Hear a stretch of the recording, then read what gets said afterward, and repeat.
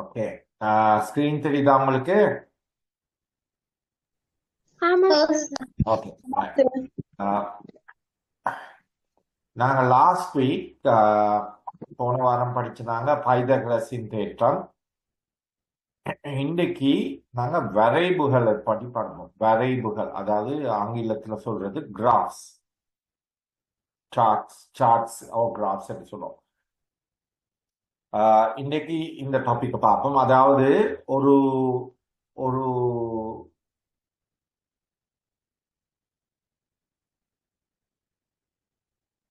ஒரு நாங்க காரணிகள் சமன்பாடுகள் எல்லாம் படிச்சுட்டோம். அந்த எக்ஸ் ஒய் என்ற ஒரு சமன்பாடு இருக்கும் பொழுது அதை நாங்க இப்படியே ஒரு வரைவு மூலம் காட்டலாம். அந்த தொடர்பு எக்ஸுக்கும் ஒய்க்கும் இருக்கிற தொடர்பை எப்படி ஒரு கிராஃப் மூலம், ஒரு வரைவு மூலமாக காட்டலாம்ன்றதை இன்றைக்கு படிப்போம். சரியா? சொல்லுவோம். இதுல நான் 2 உதாரணம் கொடுத்திருக்கிறேன். நாங்க சமன்பாடுகள் படிச்சிருக்கிறோம், காரணிகள் படிச்சிருக்கிறோம். முதலாவது சமன்பாடு வந்து y சமன் 2x. இரண்டாவது சமன்பாடு வந்து y சமன் மறை 3/2x சக 2. நாங்க முதல் சமன்பாட்டை எடுப்போம். y சமன் 2x. அப்ப y சமன் 2x என்ற ஒரு சமன்பாட்டுல yக்கும் எக்ஸுக்கும் இருக்கிற ஒரு தொடர்பை நாங்க கண்டுபிடிக்கணும். அந்த தொடர்பு நாங்க கண்டுபிடிச்சோன்னு அந்த தொடர்பை பாவித்து நாங்க ஒரு கிராஃப், ஒரு வரைபடம் வரையலாம். சரியா? அப்ப y சமன் 2x என்றா yயின் பெருமானம் எக்ஸின் பெருமானத்தில் தங்கியுள்ளது. அப்ப நாங்க சொல்லுவோம், இதுல காட்டி இருக்கிற உதாரணத்தின்படி எக்ஸின் பெருமானங்கள் மறை 2, மறை 1, 0, 1, 2 என்று 5 உதாரணங்கள் எடுத்தீங்கல்ல. எக்ஸுக்கு பதிலாக மறை 2, மறை 1, 0, 1, 2 அந்த பெருமானங்களை இந்த எக்ஸுக்கு பதிலாக பிரதியிட்டீங்கன்னா உங்களுக்கு கிடைக்கிற yயின் பெருமானம் என்ன? இந்த சமன்பாட்டு முதலாவது சமன்பாட்டில், அதாவது y சமன் 2x. y சமன் 2xல எக்ஸுக்கு பதிலாக நீங்க மறை 2 பிரதியிட்டீங்கன்னா yயின் பெருமானம் என்னவாக இருக்கு?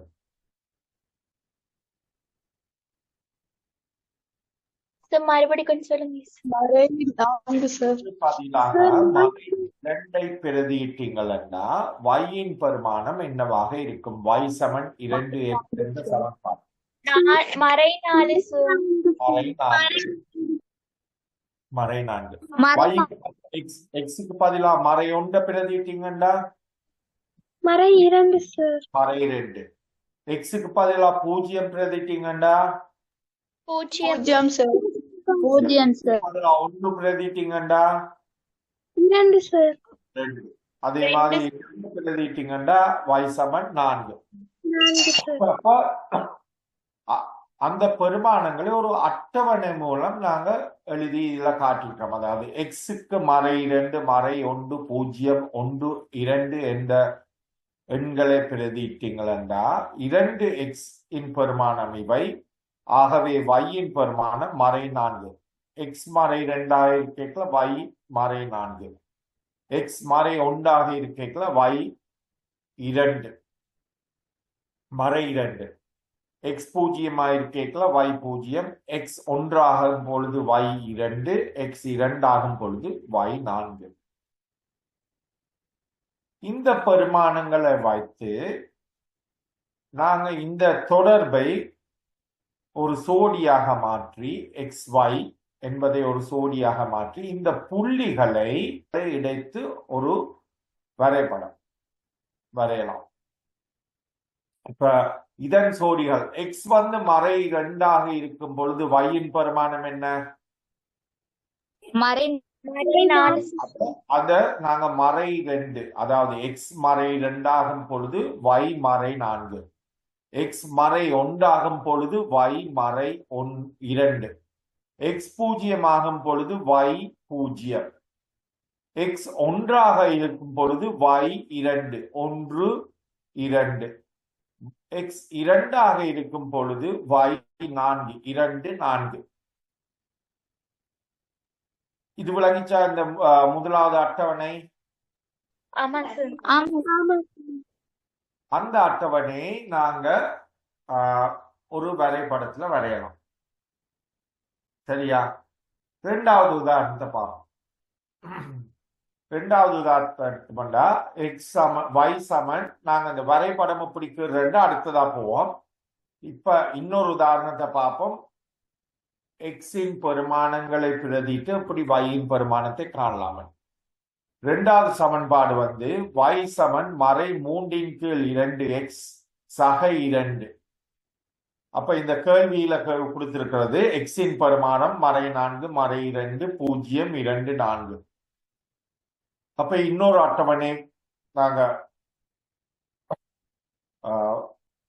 இன்னொரு அட்டவணையில இந்த சமன்பாட்டுக்கு எக்ஸையும் yயின் பெருமானங்களை பிரதிட்டோம்னா எக்ஸ் மறை 4 மறை 2 0 2 4 என்ற பெருமானங்கள் இருக்கும் என்று இந்த கேள்வியில கொடுத்திருக்கு இந்த உதாரணத்துல. அப்ப எக்ஸுக்கு மறை 4 என்ற பெருமதியை பிரதிட்டீங்கன்னா இந்த சமன்பாட்டுல y சமன் மறை 3/2x ஆக 2 என்ற சமன்பாட்டில் எக்ஸுக்கு பதிலாக மறை 4ஐ பிரதியிட்டால் yயின் பெருமானம் என்ன? 8. அதாவது மறை 3/2 தர எக்ஸின் பெருமானம் மறை 4. மறை 4 இந்த ரெண்டையும் மறை 4 வெட்டுப்பட்டு மறை 2 மிந்து, மறை 2 தர மறை 3 வந்து நேர் 6, நேர் 6 சக 2 வந்து 8. விளங்கிச்சாது?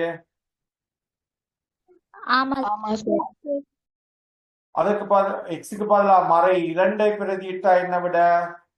மறை 2 மறை 2 இந்த 2 வெட்டுப்பட்டு மறை 1 மிஞ்சு, மறை 1 தர மறை 3 நேர் 3, நேர் 3 சக 2 5. ஓகே. அப்படி இந்த 5 எண்களையும் பிரதியிட்டம் என்ற எக்ஸுக்கு பதிலாக உங்களுக்கு yயின் பெருமானங்கள் கிடைக்கும். இந்த எக்ஸையும் yயையும் சோடி ஆக்கினால் மறை 4 எக்ஸ் மறை 4 எடுத்தால் yயின் பெருமானம் 8. அதாவது நாங்க இதுல நாங்க அறிய போறது எக்ஸுக்கும் yக்கும் இருக்கிற தொடர். எக்ஸ் வந்து மறை 2 ஆகும் பொழுது yயின் பெருமானம் 5. ஆகவே மறை 2 5. எக்ஸின் பெருமானம் 0 இருக்கும் பொழுது yயின் பெருமானம் 2. ஆகவே 0 2. எக்ஸின் பெருமானம் 2 ஆகும் பொழுது yயின் பெருமானம் மறை 1. ஆகவே சோடி வந்து 2 மறை 1 4 மறை 4. இதையும் ஒரு வரைவுல காட்டலாம். விளங்கிச்சா இது மட்டும்?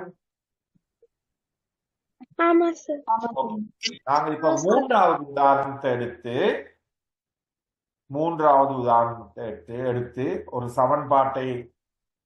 சமன்பாட்டை உதாரணமாக எடுத்து எக்ஸின் பெருமானத்துக்கு நாங்க எக்ஸை பிரதிட்டு அந்த கொடுத்திருக்கிற பெருமானங்களின் படி yயின் பெருமானத்தை கண்டு எக்ஸுக்கும் yக்கும் இருக்கிற தொடர்பை கண்டு அதை ஒரு வரைபடத்துல வரையும்.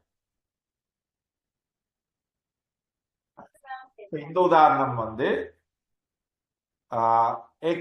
y சமன் mx என்ற ஒரு வடிவில இருக்கிற வரைபடத்தை கீற போறோம். y சமன் 3x, y சமன் 3x என்ற ஒரு உதாரணத்துக்கு நாங்க வரைபடம் கீறுவோம்.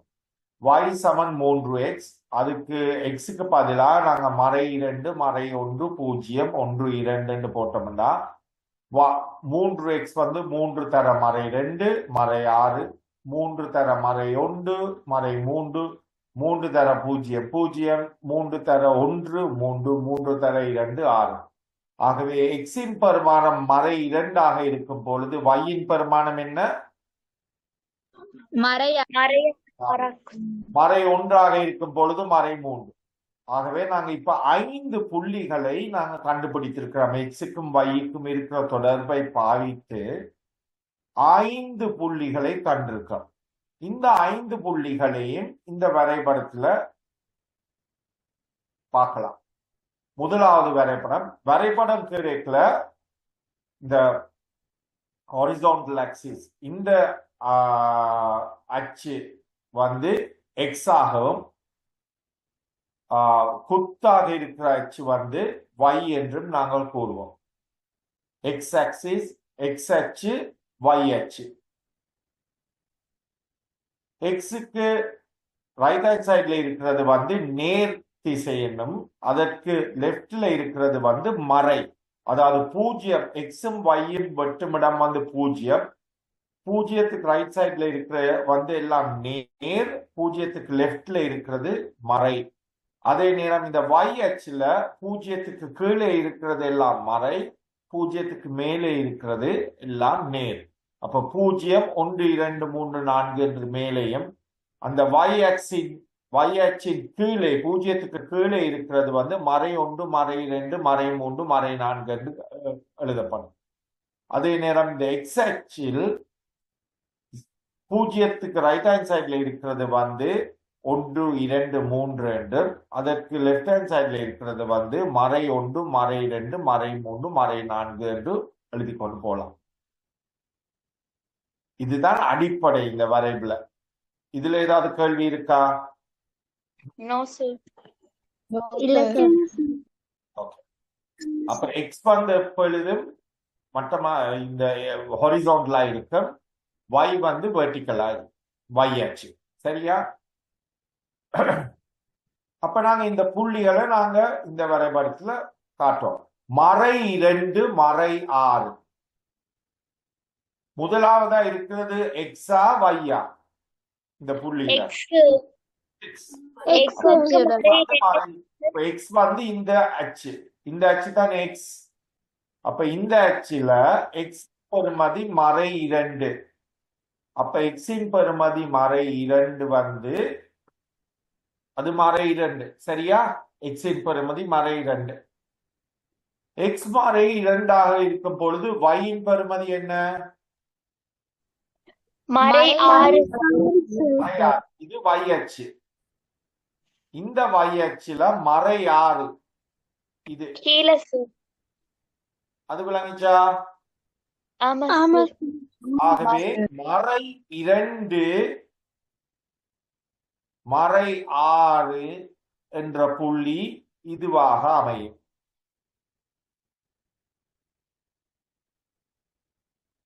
விளங்கிச்சா? உங்களோட வரைபடத்துல எப்படி ஒரு புள்ளியை அடையாளம் காண்றேன்? ஆமா சார். ஓகே. இரண்டாவது புள்ளி மறை 1 மறை 3. முதலாவதுல இருக்கிறது, முதலாவதுல இந்த புள்ளியில முதலாவது வந்து எக்ஸ், இரண்டாவது தான் y. அப்ப இந்த எக்ஸ் என்ற அச்சில் முதலாவது வந்து மறை 1, அதாவது இந்த புள்ளி. yயின் பெருமானம் மறை 3, இந்த புள்ளி. ஆகவே அந்த 2 புள்ளிகளும் சந்திக்கிற இடம் வந்து Q. விளங்குச்சா? ஆமா சார். மூன்றாவது வந்து புள்ளி வந்து 0 0, அதாவது எக்ஸின் பெருமானம் 0, yயின் பெருமானமும் 0.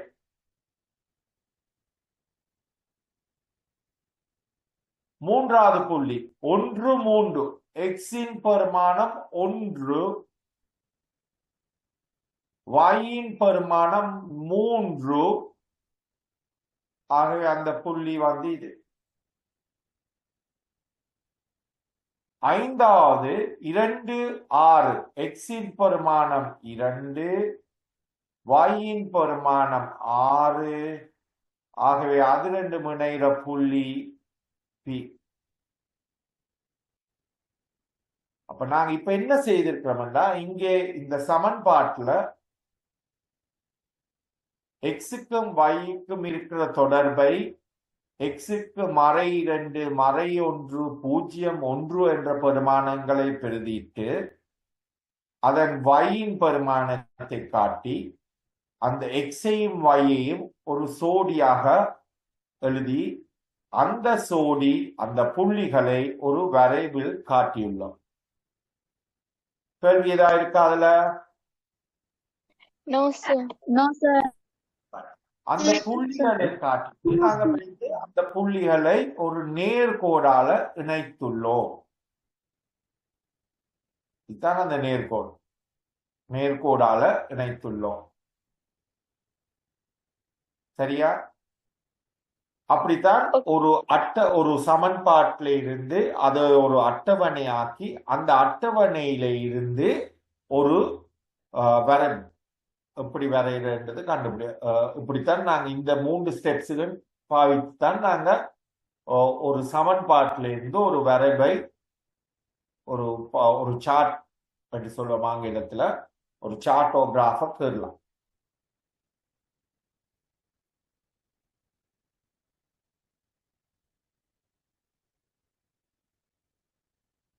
இப்ப இந்த சமன்பாட்டை எடுத்தீங்கன்னா இந்த சமன்பாடு வந்து y சமன் mx என்ற ஒரு தொடர்புல இருக்கு. அதாவது y சமன் 3x, m வந்து மாறிலி x, mக்கு எந்த பெருமானமும் கொடுக்கலாம், 5 10 100 150. இந்த சமன்பாட்டுல 3. அப்ப y சமன் mx என்ற பெருமானத்துல இருக்கிற ஒரு வரைபடம் நாங்க பார்த்துட்டோம். இந்த வரைவு படத்துல நாங்க என்ன அறிகிறோம்னா, இது ஒரு வளைந்த கோடா நேர்கோடா? நேர்கோடு. சமன் mx என்ற ஒரு வடிவத்தில் அமைந்த ஒரு சமன்பாட்டு எப்பொழுதும் ஒரு நேர்கோட்டை குறிக்கும். y சமன் mx என்ற ஒரு சமன்பாட்டில் இருக்கிறது வந்து எப்பொழுதும் ஒரு நேர்கோடாகும். y சமன் mx என்று இருந்தால் அந்த நேர்கோடு பூஜ்ஜியத்துக்குள்ளாலே செல்லும். இந்த 0 என்ற பெருமானத்தை வெட்டி செல்லும். y சமன் mx என்ற ஒரு வடிவத்தில் இருக்கிற சமன்பாடு a நேர்கோடாக அமையும். b அந்த நேர்கோடு பூஜ்ஜியத்தினூடே செல்லும். சரியா? நாங்க அடுத்த இன்னொரு உதாரணம் பார்ப்போம். 0 இல்லாம வேறு ஒரு எண் மூலமா விட்டுப்பட்டு போறது.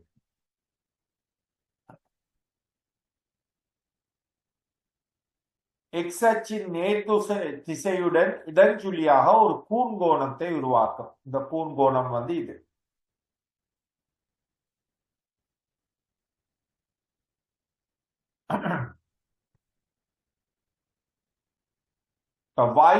y-யின் கீழ் x. இப்ப நாங்க சொன்னதானே இதுல y சமன் mxல m வந்து ஒரு மாறிலி. இந்த உதாரணத்துல m வந்து 3. அதாவது y சமன் mx என்றா அது உங்களுக்கு நாங்க ப்ரூவ் பண்றோம். இல்ல y சமன் 3x. அப்ப y-யின் கீழ் x என்ன பெறுமதி?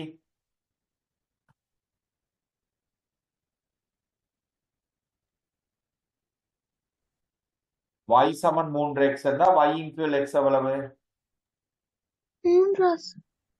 3 சார். 3 இல்லையா? 3. இந்த x சமன்பாட்டுக்கு இங்கால கொண்டு வந்தீங்கன்னா y-யின் கீழ் x சமன் 3. அதாவது y-க்கும் x-க்கும் இருக்கிற தொடர்பு எப்பொழுதும் 3ஆக இருக்கும். அந்த உதாரணத்தை பார்ப்போம். இதுல முதலாவது புள்ளியில y-யின் பெறுமதி என்ன? மறை 6. x-ன் பெறுமதி என்ன? மறை 6. x-ன் பெருமானம் என்ன? மறை 2. ஆகவே y-யின் கீழ் x மறை 6-ன் கீழ் மறை 2 எவ்வளவு?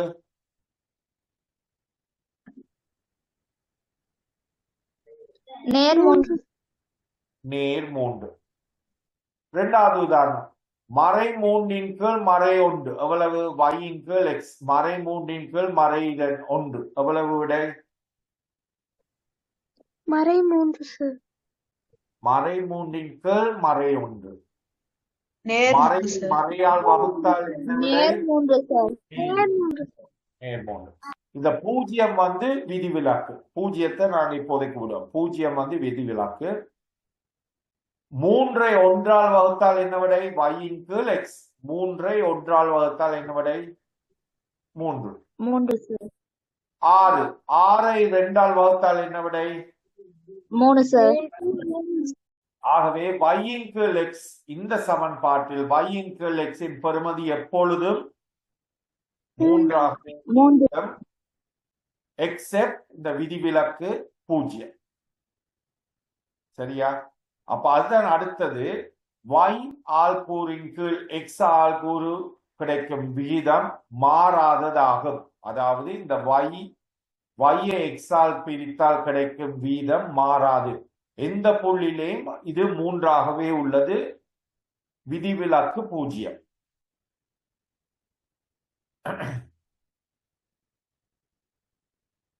விளங்கிச்சாது? ஆமா சார். இந்த மாறாத பெருமானம் இருக்கல்ல, இந்த 3 என்ற மாறாத பெருமானம்,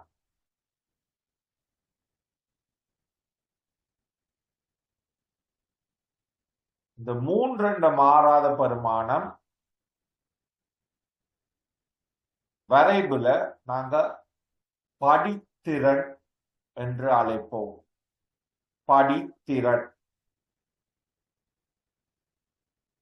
அதாவது இந்த சமன்பாட்டின் படித்திறன் y சமன் 3x இன் படித்திறன் என்னது?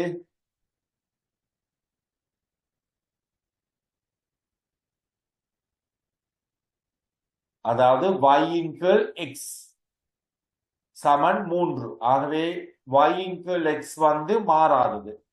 ஆகவே அதன் படித்திறன் என்ன? என்ன பெருமானம்? படித்திறன் y-இன் கீழ் x. அந்த பெருமானம் மாறிலி.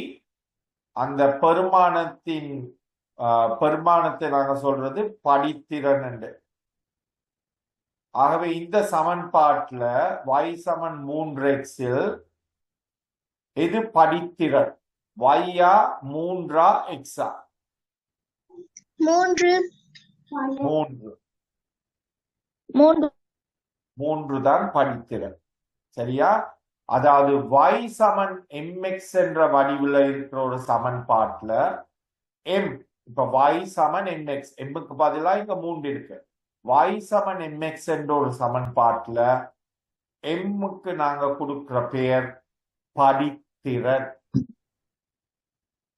சரியா? படித்திறன். அப்ப சொல்லுங்க, இப்ப நீங்க இந்த சமன்பாட்டுல y சமன் மறை 2x அதன் படித்திறன் என்ன? மறை 2. மறை 2.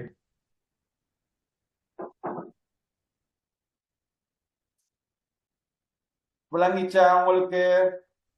ஆமா சார். ஆமா. நான்வி விளங்குச்சு சார். ஓகே. இந்த சமன்பாட்டுல இருக்கிற படித்திறன் என்ன? கொஞ்சம் யோசிச்சு சொல்லுங்க.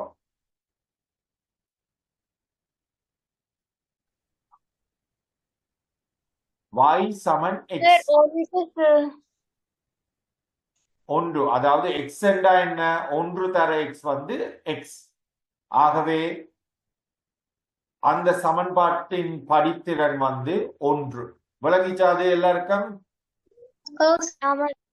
யாருக்கு விளங்கல? Okay, good.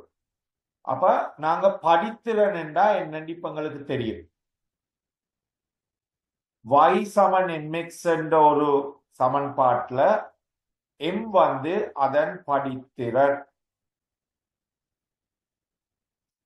இப்ப நாங்க இன்னொரு வடிவத்தை பார்ப்போம். y சமன் mx, அது நாங்க ஆல்ரெடி படிச்சுட்டான் y சமன் mx சகசி சகசி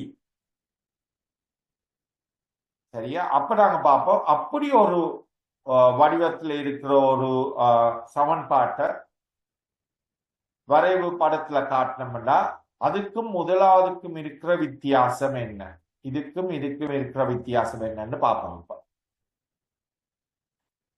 இப்போ y சமன் 3x ஆக 1 எக்ஸுக்கு பதிலாக நாங்க மறை 2 மறை 1 0 1 2 என்ற பெருமானங்களை பிரதியிட்டு y-இன் பெறுமதியை காணுவோம் இப்ப இந்த சமன்பாட்டுல எக்ஸுக்கு பதிலாக மறை 2 போட்டால் y-இன் பெருமானம் என்ன எக்ஸுக்கு பதிலாக மறை 2 மறை 5 சார் மறை 5 அதாவது மறை 2 தர 3 மறை 6 மறை 6 சக 1 மறை 5 எக்ஸுக்கு பதிலாக மறை 1 பிரதியிட்டால் மறை 2 மறை 1 தர 3 மறை 3 சக 1 மறை 2 எக்ஸுக்கு பதிலாக நாங்க 0 போட்டால் 3 தர 0 0 சக 1 ஆகவே 1 அதே போல நாங்க 2 பிரதிட்டோம்டா 3 தர 2 6 சக 1 7 ஆகவே எக்ஸின் பெருமானம் மறை 2 இருக்கும் பொழுது y-இன் பெருமானம் மறை 5 எக்ஸின் பெருமானம் மறை 1 இருக்கும் பொழுது y-இன் பெருமானம் மறை 2 எக்ஸின் பெருமானம் 0 உள்ள பொழுது y-இன் பெருமானம் 1 எக்ஸின் பெருமானம் 1 இருக்கும் பொழுது y-இன் பெருமானம் 4 எக்ஸின் பெருமானம் 2 இருக்கும் பொழுது y-இன் பெருமானம் 7 ஆகவே இந்த புள்ளிகளை நாங்கள் சோடிகளாக அமைத்தோம்னா முதல் எக்ஸை எழுதி பின்பு y எழுதுவோம் மறை 2 மறை 5 மறை 1 மறை 2 0 1 1 4 2 7 இந்த அட்டவணையை பாவித்து ஒரு கீழே ஒரு வரைவு ஆள்கூற்று ஒரு சோடிகளை ஒரு ஆள்கூற்று வரைவு மூலம் காட்டினோம்னா முதலாவது புள்ளி என்ன மறை 2 மறை 5 சார் மறை 2 மறை 5 அப்ப நாங்க சொன்ன முதல் எக்ஸ் வந்து ஹாரிசான்டல் இது வந்து எக்ஸ் அச்சு மேலே இருக்கிறது வந்து y அச்சு நடுவுல எக்ஸும் y-யும் வெற்ற புள்ளி 0 எக்ஸுக்கு ரைட் ஹேண்ட் சைட்ல இருக்கிறது எல்லாம் நேர் அப்ப 1 2 3 4 என்று போகும் எக்ஸ் அதற்கு லெஃப்ட் ஹேண்ட் சைட்ல இருக்கிறது மறை 1 மறை 2 மறை 3 மறை 4 மறை 5 என்று போகும் y அச்சுல மேலே இருக்கிறது எல்லாம் நேர் 0 1 2 3 4 என்று போகும் அதற்கு கீழே இருக்கிறது எல்லாம் மறை 0 மறை 1 மறை 2 மறை 3 மறை 4 அதுதான் நீங்க அட்டவணையில முதலா ஆள்கூற்றுல முதல் செய்ய வேண்டியது எக்ஸ் அச்சையும் y அச்சையும் எக்ஸ் அச்சையும் நீங்க வரையணும் அந்த புள்ளிகளை போட்டுட்டு முதலாவது புள்ளி வந்து மறை 2 மறை 5 அதாவது எக்ஸின் பெருமானம் மறை 2 y-இன் பெருமானம் மறை 5 y-இன் பெருமானம் மறை 5 அந்த ரெண்டும் இடைபெற்ற புள்ளி இது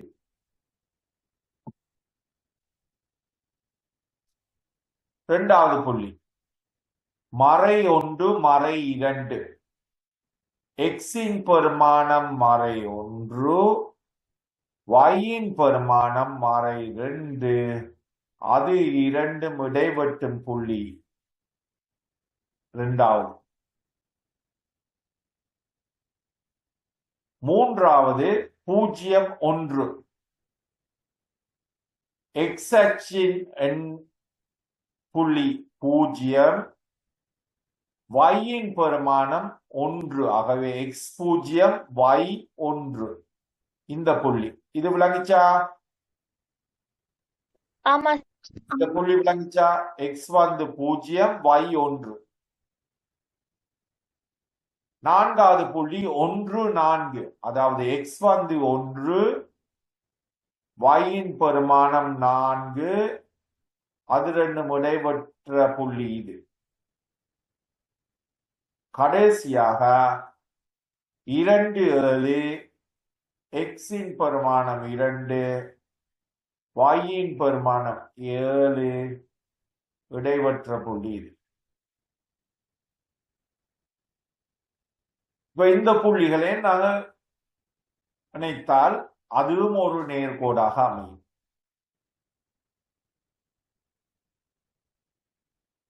ஆனா இந்த நேர்கோட்டுக்கும் இந்த நேர்கோட்டுக்கும் உள்ள வித்தியாசம் என்ன? கணக்கு வித்தியாசம் இருக்கு. அதுல முக்கியமான வித்தியாசம் இது சார் வந்து இரண்டாவது பூஜ்ஜியத்தினூடாக செல்லல சார். விலங்கையில சொல்லுங்க. பூஜ்ஜியத்தினூடாக செல்லல சார். y சமன் 3x இந்த நேர்கோடு வந்து 0க்கு செல்கிறது. y சமன் 3x சக 1 என்ற சமன்பாட்டில் வரைவு 0த்தினூடாக செல்லாம எதுல வெட்டுது? நேர் ஒன்றுல சார். நேர் 1ல வெட்டுது. y வந்து நேர் 1ல வெட்டுது. விளங்குதா? ஆமா சார். அந்த நேர்கோடு y அச்சை வெட்டுற புள்ளி வெட்டு துண்டு எனப்படும். ஒரு நேர்கோடு y ஆள்கூறை வெட்டும் இடம் அதன் அதன் வெட்டு துண்டு எனப்படும்.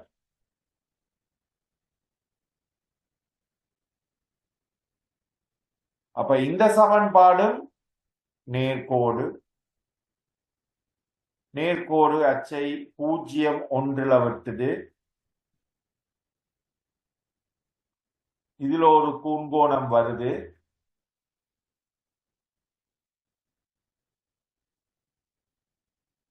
இந்த நேர்கோடு y அச்சை நேர் 1ல வெட்டுது. வரைவு y அச்சை சந்திக்கும் புள்ளியின் ஆள்கூறு வெட்டு துண்டு எனப்படும். ஆகவே இந்த நேர்கோட்டின் வெட்டு துண்டு அதாவது y அச்சை வெட்டும் புள்ளி சக 1. விளங்கிச்சா? ஓகே. அப்ப இந்த சமன்பாட்டுல நாங்க முதல் படிச்ச சமன்பாட்டுல y சமன் mx என்ற வடிவுல இருந்தா mக்கு என்ன பேருன்னு சொன்னா மாறிலி. மாறிலி. அதன் பேர் படித்திறன். சரியா? இதுல படிச்சா ஒரு நேர்கோடு y அச்சை வெட்டும் புள்ளி வந்து அதுக்கு என்ன பெயர்? வெட்டு துண்டு. அப்ப 2 நாங்க படிச்சிருக்கிறோம். ஒன்று படித்திறன். படித்திறன் வந்து எக்ஸுக்கு முன்னாலே இருக்கிற எண். மற்றது வெட்டு துண்டு. வெட்டு துண்டு வந்து இந்த நேர்கோடு y அச்சை வெட்டுமிடம். இந்த சமன்பாட்டுல y சமன் mx சக c என்ற வடிவில் இருக்கிற சமன்பாட்டுல mக்கு என்ன பெயர்? திருப்பி சொல்லுங்க. படித்திறன். இந்த வரைவுல இந்த சமன்பாட்டுல படித்திறன் என்ன? y சமன் 3x சக 1. படித்திறன் வந்து என்ன? 3. இந்த வரைவுல வெட்டு துண்டு என்ன? மறை 1. மறை 1 இல்ல. நேர் 1. நேர் 1 வந்து இது. ஆகவே வெட்டு துண்டு வந்து இந்த எண்.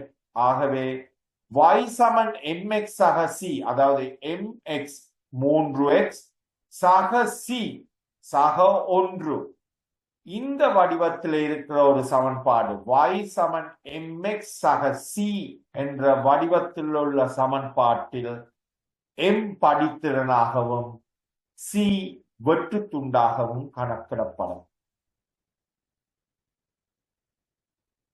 சரியா?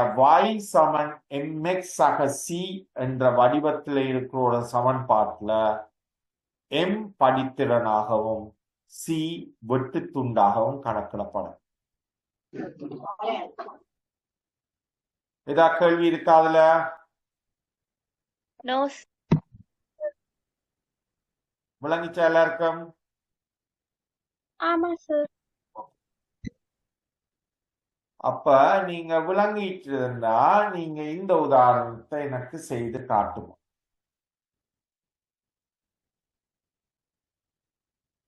y சமன் x மறை 2,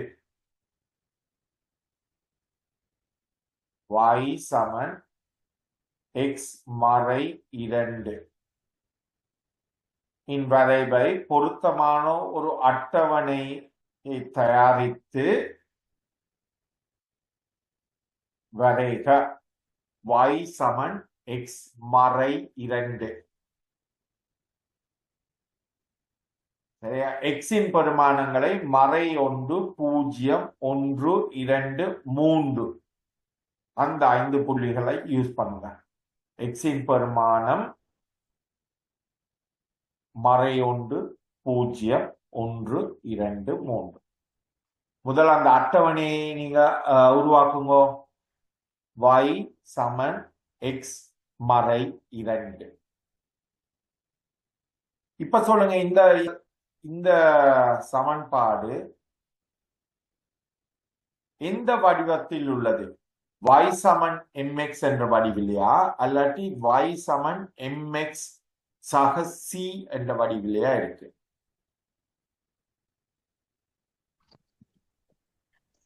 y சமன் mx கழித்தல் c. கொஞ்சம் பிரேக் பண்ணீங்க. y சமன் mx சக c சார்.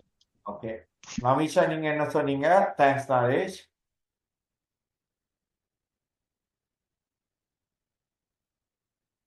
நமிஷ்னா நீங்க என்ன சொன்னீங்க? முதல் நீங்க பிரேக் பண்ணீங்க, நீங்க சொன்னது கேட்கல.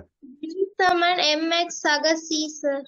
ஓகே, எல்லாருக்கும் விளங்கிச்சா? அது mx சக c என்ற வடிவத்தில் இருக்கிறது.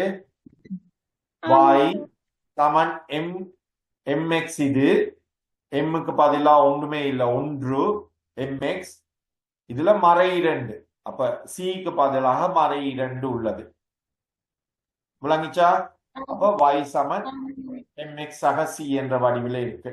அப்ப இதுல கேள்வி வந்து x-க்கு பதிலா மறை 1, 0, 1, 2, 3 என்று போட்டவன்டா y சமன் x-க்கு பதிலா மறை 1. ஆகவே இதுக்கு மறை 1 போட்டீங்களா, மறை 1 மறை 3 வந்து மறை 3. x-க்கு பதிலா நீங்க 0 போட்டீங்கன்னா 0 மறை 2 மறை 2. x-க்கு பதிலா 1 போட்டீங்கன்னா 1 மறை 2 மறை 1. x-க்கு பதிலா 2 போட்டீங்கன்னா 2 மறை 2 0. x-க்கு பதிலா 3 போட்டீங்கன்னா 3 மறை 2 1. அது விளங்கிச்சா? எல்லாருக்கும் அந்த விட கிடைச்சதா அட்டவணையில? ஆமா சார். இப்ப நாங்க அந்த அட்டவணையை நாங்க ஒரு வரைவுல வரைவோம். நீங்க அதை செய்யுங்க. அட்டவணை போட்டாச்சு, வரையுங்க. உங்களோட நேர்கோட்டை நேர்கோடாக வருதான்னு வரைந்து காட்டுங்க. இந்த புள்ளிகளை x-க்கும் y-க்கும், x அச்சையும் y அச்சையும் கீறி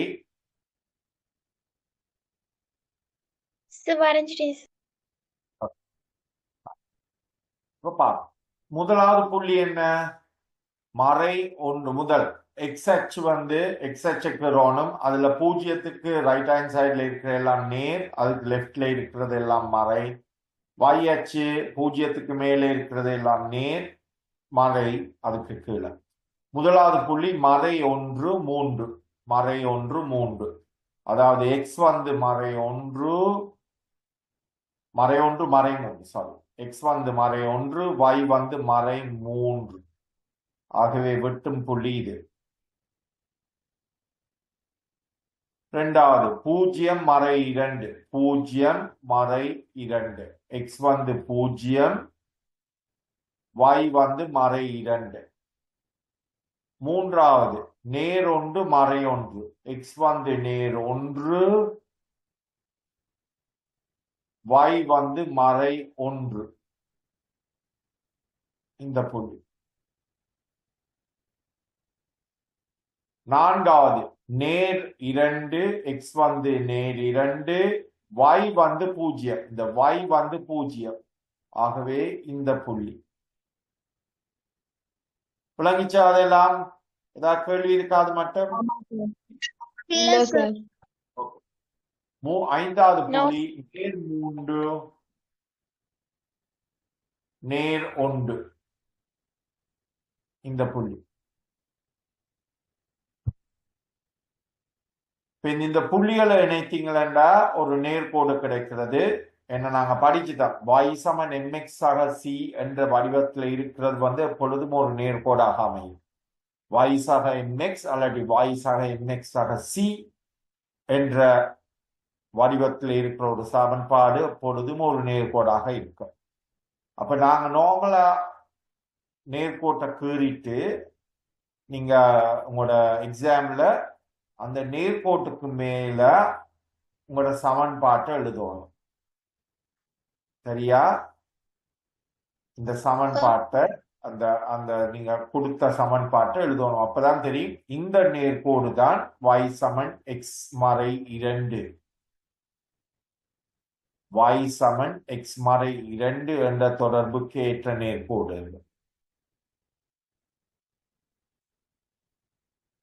சரியா? அப்ப இந்த வடிவத்துல y சமன் x மறை 2 இந்த சார்புல படித்திறன் என்ன? படித்திறன் என்ன? என்ன சொன்னீங்க? Sir 1 sir. 1 சார்.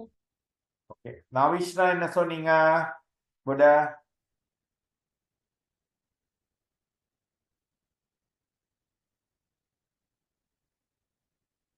பரவாயில்ல, சொல்லுங்க. நீங்க என்ன சொன்னீங்க நவிஷ்ணா? முதல் விட மறை 2 சார். ஓகே, மறை 2. பாப்ப நீங்க மறை 2 எதை சொன்னீங்க? நீங்க மறை 2 இத சொல்றீங்க. நான் கேட்கறது வந்து படித்திறன், வெட்டு துண்டு இல்ல. நீங்க சொல்றது வெட்டு துண்டு. Okay sir. படித்திறன் வந்து எக்ஸுக்கு முன்னாலே இருக்கிற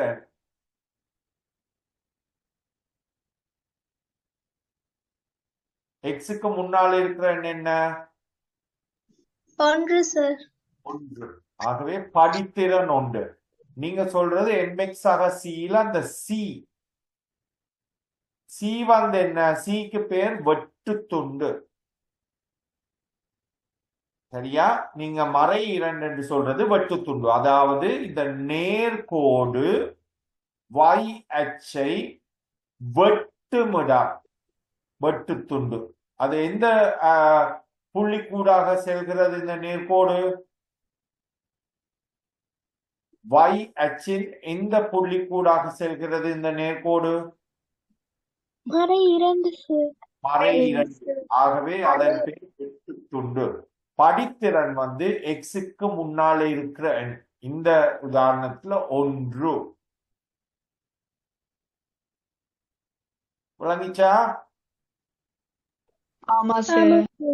ஓகே, அப்ப அது அப்ப இந்த இதுல படித்திறன் வந்து 1, வெட்டு துண்டு. இந்த கேள்வி வந்து வெட்டு துண்டு. நான் முதல் கேட்ட கேள்வி வந்து படித்திறன். ஆனா இந்த உதாரணத்துல இருக்கிற கேள்வி வந்து வெட்டு துண்டு. வெட்டு துண்டு வந்து மறை 2, படித்திறன் 1.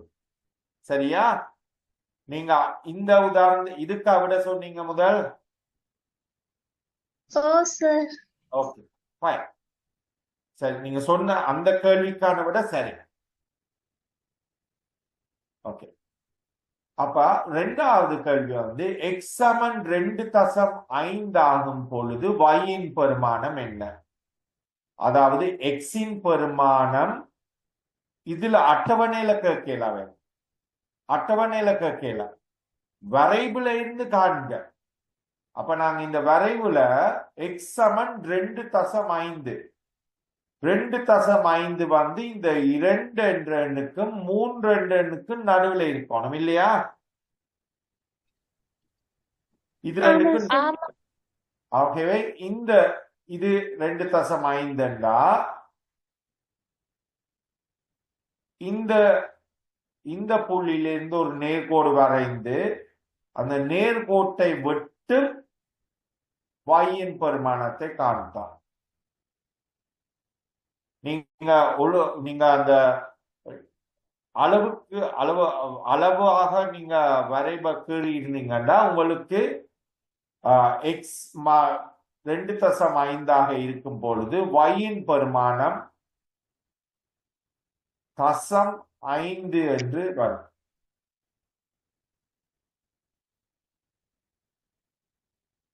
அதை இன்னொரு விதத்துல காணலாம். இதுல நாங்க பிரதியிட்டோம்டா எக்ஸ் சமன் எவ்வளவு இதுல பிரதியிடணும்? 2.5 சார். 2.5. அப்ப எக்ஸ் 2.5 என்றா y-இன் பெருமானம் என்ன? 2.5 மறை 2 தசம்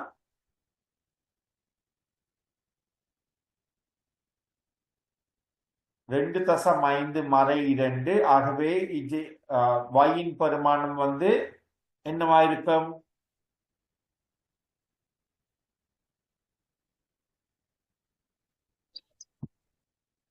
இதுக்கு நீங்க 2.5 பிரதியிட்டீங்கன்னா y-இன் பெருமானம் என்ன இந்த சமன்பாட்டுல?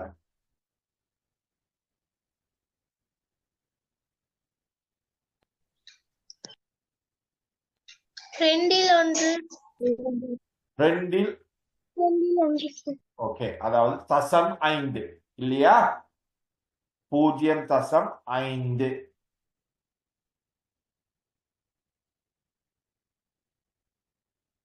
விளங்கிச்சா அது உங்களுக்கு? ஆமா சார். ஆகவே y-இன் பெருமானம் என்ன? y சமன் மறை 1/2 ஆகும் பொழுது x-இன் பெருமானம் என்ன? இந்த முறை y இதையும் நாங்க வரைவுல இருந்து காணலாம். இந்த அட்டவணைக்கு நீங்க பிரதிட்டு காணலாம், வரைவுல இருந்து காண பார்ப்போம். y-இன் பெருமானம் என்னவாக தரப்பட்டுள்ளது? மறை 1/2, அதாவது மறை 0.5. அதாவது இந்த 0க்கு கீழே தான் மறை, அதாவது இந்த 0க்கும் மறை 1க்கும் இடைப்பட்டது மறை 0.5 இந்த புள்ளி. அதன் எக்ஸின் பெருமானத்தை காண்க. அப்ப நாங்க அந்த புள்ளியை நாங்க நேர்கோடு மட்டும் இழுத்து அந்த நேர்கோட்டுல வெற்ற புள்ளியின் எக்ஸ் அச்சு எவ்வளவு என்று பார்ப்போம்.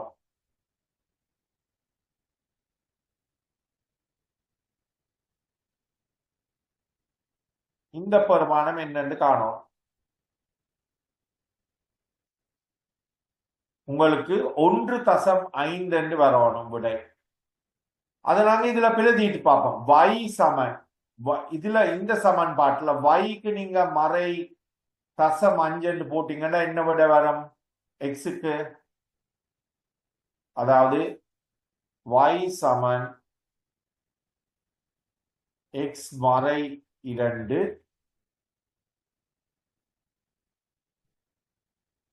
yக்கு பதிலா மறை 0.5 போட்டீங்கன்னா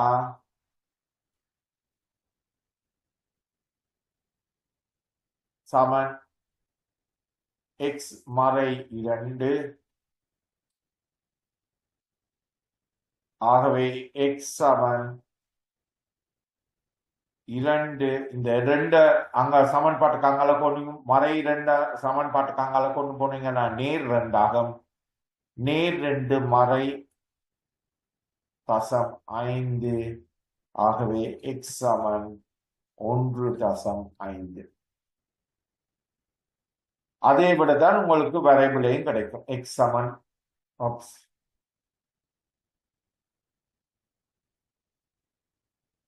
x சமன் 1.5. விளங்கிச்சா? ஆமா ஆமா சார் சார். ஓகே. அப்ப இன்னைக்கு நாங்க படிச்சது ஒரு சமன்பாடு y சமன் mx என்ற வடிவத்தில் இருந்தா அது ஒரு நேர்கோடாக அமையும். அந்த y சமன் mx இல் m அதன் படித்திறன் எனப்படும். இன்னொரு சமன்பாடு y சமன் mx ஆக c என்ற வடிவில் இருந்தால் அதுவும் ஒரு நேர்கோடாக அமையும். அதில் m படித்திறனாகவும் c வெட்டு துண்டாகவும் கருதப்படும். வெட்டு துண்டு ஒரு நேர்கோடு y அச்சை வெட்டும் புள்ளியாக கருதப்படும். வெட்டு துண்டு நாங்க ஒரு சமன்பாடு ஒரு சார்பில் இருந்து ஒரு வரைபடத்துக்கு அந்த சார்பை அல்லது சமன்பாட்டை ஒரு அட்டவணையாக உருவாக்கி